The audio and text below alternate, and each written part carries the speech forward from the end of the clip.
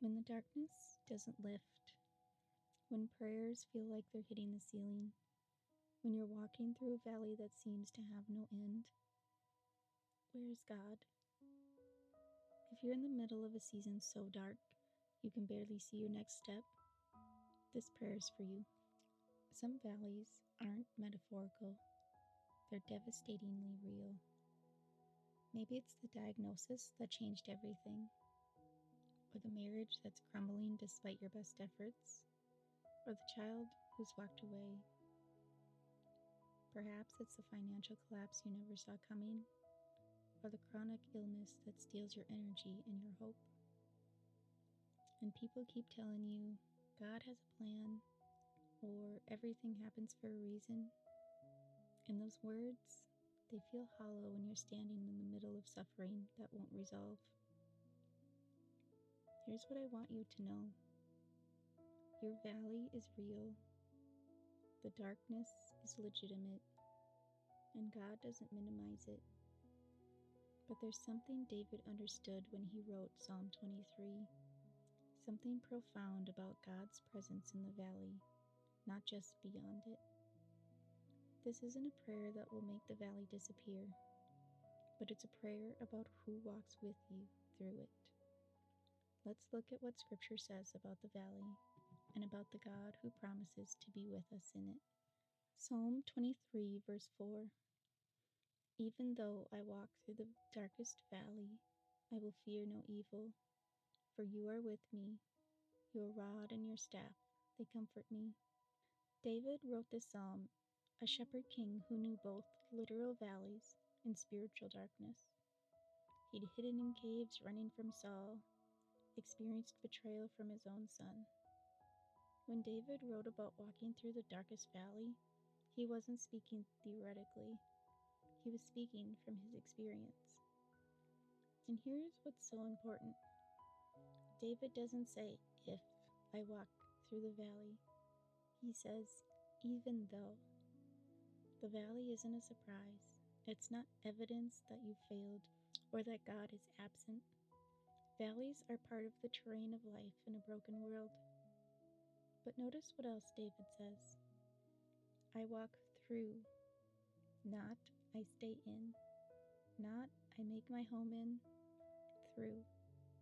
The valley has an exit, even when you can't see it yet. And the reason David can walk through the valley without being consumed by fear, it's not because the valley isn't dark. It's not because he has all the answers. It's because God is with him. God's presence in the valley, that's the promise. Not the exemption from suffering, but presence in it. And somehow, in ways that defy logic, his presence is enough. Can I tell you something that might sound strange? You don't have to pretend this valley isn't dark. You don't have to spiritualize your pain or manufacture joy you don't feel. God isn't looking for performed faith. He's not grading your ability to stay positive. He meets you in the darkness, the real, crushing, terrifying darkness, exactly as you are. Scared, exhausted, questioning, and barely holding on. Your lament is valid. Your questions are welcome. Your struggle doesn't disqualify you. God doesn't require you to be strong. He offers to be your strength when you have none left. So come to Him today, not with answers, but with your questions, not with strength, but with your weakness. That's exactly where His presence meets you. If you needed to hear this today, type amen in the comments below. Let's bring this valley, the real specific darkness you're walking through, to the Lord together, not to pretend it away, but to acknowledge His presence in it. Lord, we come to you from the valley, and we need to be honest. It's darker than we ever imagined it could be, harder than we thought we could bear, longer than we believed we could endure. We're tired, God, so tired of being strong, tired of hoping for change that doesn't come, tired of people who mean well but don't understand. We don't know how this ends. We can't see the way forward, and some days we can barely feel your presence at all.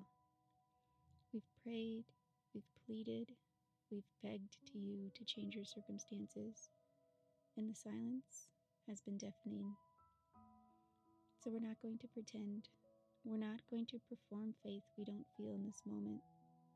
We're just going to tell you this valley is real, and it hurts, and we don't understand why it has to be this dark. But we're here, barely. We're still here. Even though your plan makes no sense to us, even though we're questioning everything, we choose to believe what David believed, that you are with us. Not fixing everything, not making it easy, but with us, in the valley, in the darkness. And somehow, Lord, somehow, that has to be enough, because it's all we have left to hold on to. Father, we need you to make your presence real to us, not in some abstract, theological way, but in a way we can actually feel, in a way that sustains us when we're falling apart. We know the Bible says you're near to the brokenhearted, that you're close to those who are crushed in spirit. We're broken, Lord. We're crushed. So we're asking you to be as near as you promised. Help us sense you in the small moments, in the sunrise we didn't think we'd see, in the friend who texts at exactly the right time, in the breath we didn't know we had the strength to take. We're not asking for the valley to end today. We're not even asking to understand why we're here. We're just asking for you, for your presence, for the certainty that we're not walking through this darkness alone. Your word says your rod and your staff comfort us, that you guide and protect even when we can't see the path. We need that guidance now, Lord. We need to know that even though we're stumbling, you are steady. Even though we're falling apart, you are holding us together.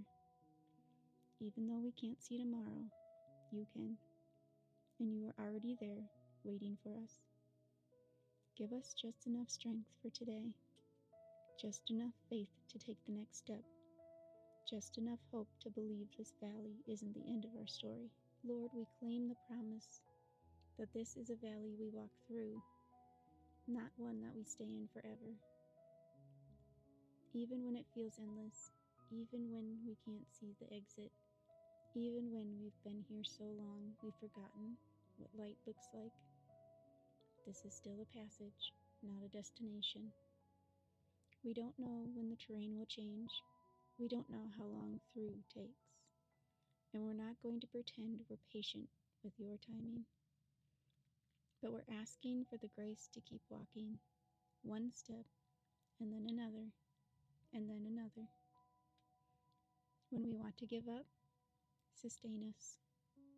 When we want to collapse, carry us.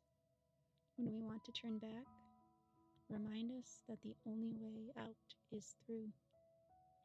We thank you that valleys are temporary, that darkness doesn't last forever, that weeping may stay for the night, but joy comes in the morning, even if that morning feels very far away right now. We thank you that you don't waste our suffering, that somehow, in ways we can't comprehend, you're working even in this valley. Not because the valley is good, it's not, but because you are, and because your presence transforms even the darkest places. So we keep walking, Lord, slowly, sometimes painfully, with tears streaming down our faces and questions we can't answer. But we keep walking because you are with us, and that changes everything. And Father, thank you that the valleys don't define us. Thank you that your presence in our darkest seasons proves your faithfulness.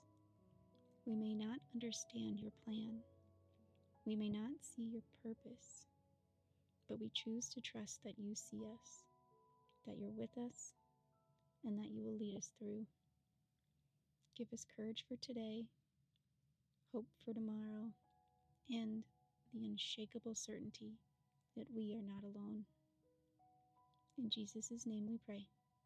Amen. I hope this brought you some peace today, not because the valley disappeared, but because you remembered who walks with you through it. If this spoke to your heart, I'd love to know, even if it's just a simple amen in the comments below. I'll be praying for strength to rise in you, even in the valley.